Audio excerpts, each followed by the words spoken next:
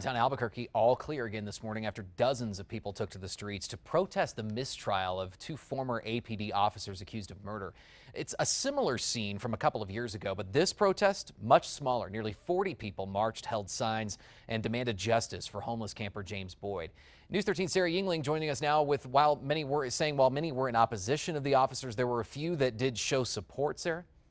Yeah, that's right, Adam. There were two women who stood in solidarity outside of District Court holding signs showing support for former police officers Keith Sandy and Dominique Perez.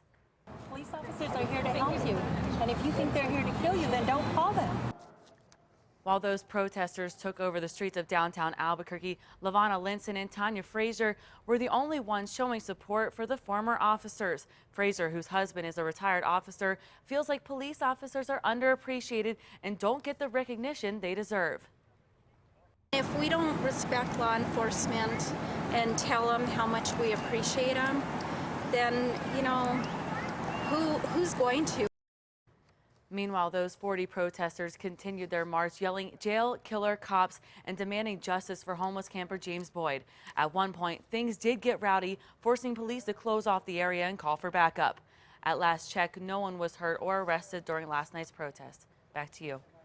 All right, Sarah, thank you. If you may remember, there was a similar protest to this one after the video of the shooting of Boyd was released. Those protesters took over the streets and even the interstate. Officers were forced to use tear gas in that case, and people were arrested.